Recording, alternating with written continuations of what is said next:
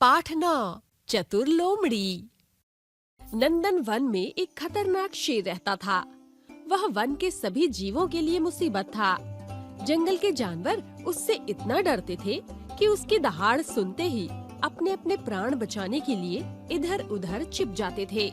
कभी कभी तो उस शेर को इसी कारण से भूखा रहना पड़ता था। एक बार शेर को कई दिनों तक कोई शिकार हाथ न लगा। वह शिकार की खोज में इधर उधर मारा मारा फिरता था। बहुत परिश्रम के बाद भी उसे शिकार के लिए कोई जानवर न दिखाई दिया। उसे ऐसा लगने लगा कि वह भूख से मर जाएगा।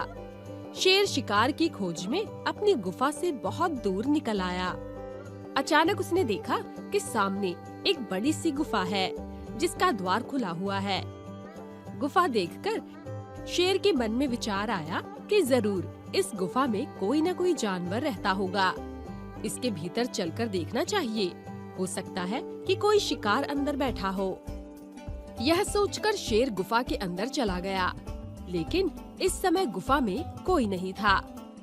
शेर ने सोचा, मुझे इसके भीतर चुपचाप लेटे रहना चाहिए।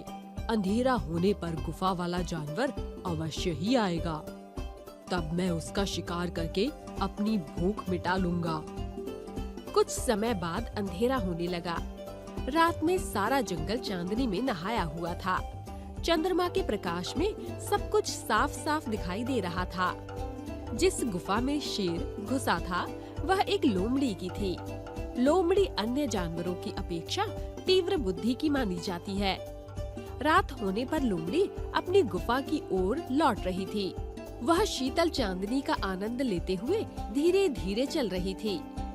अचानक उसकी दृष्टि धरती पर बने कुछ पद चिन्हों पर पड़ी।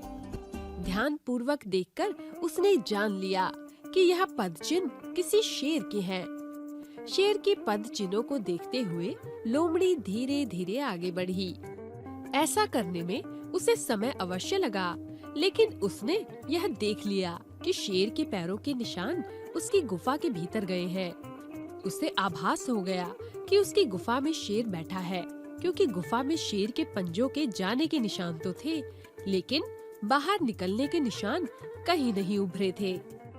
लोमड़ी ने ठंडे दिमाग से सोचा और शेर के पंजों के निशान की पुनः बारीकी से छानबीन की, लेकिन शेर के गुफा से बाहर आने के निशान उसे न मिल सके।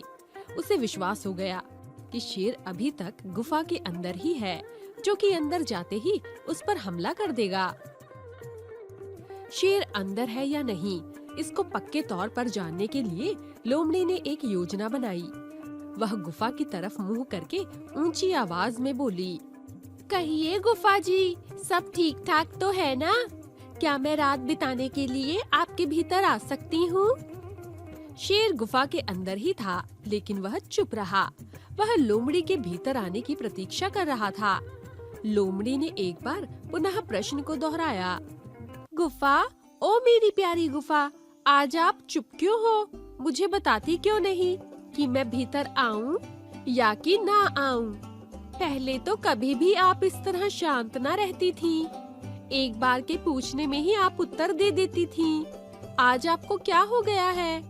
जब तक आप मुझे अंदर आने के लिए ना कहो, तब तक मैं भीतर नहीं आऊंगी। लोमड़ी की बातों को सुनकर शेर असमंजस में पड़ गया। वह यह नहीं सोच पा रहा था कि अब क्या करे। वह चुपचाप अंदर ही बैठा रहा। लोमड़ी ने दोबारा गुफा में दूसरे तरीके से बात करने की सोची। इस बार उसने कहा, मेरी प्यारी गुफा, आपके चुप रहने का रहस्य मैं जान चुकी हूँ। आज भीतर अवश्य ही कोई खतरनाक जानवर बैठा है, जिसके कारण आप मुझसे बात नहीं कर रही हो।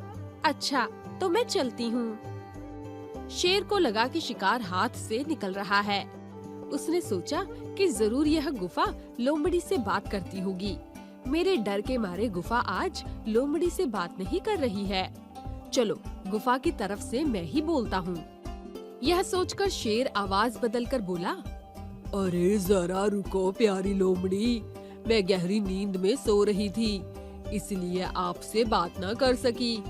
अंदर सब ठीक है, आप बिना भय और संदेह के अंदर चली आओ। लोमड़ी की चाल सफल हुई। वह पहचान गई कि गुफा के अंदर से आने वाली आवाज शेर की ही है। उसे पूरा विश्वास हो गया कि शेर अभी तक गुफा के भीतर ही बैठा है। जैसे एक शेर कभी घास नहीं खाता, उसी तरह गुफा कभी बोल नहीं सकती हुजूर। आप आराम से रात भर मेरी गुफा में रहें। शुभ रात्रि। यह कहकर लोमड़ी अपने प्राण बचाने के लिए सिर पर पांव रखकर वहां से भाग निकली।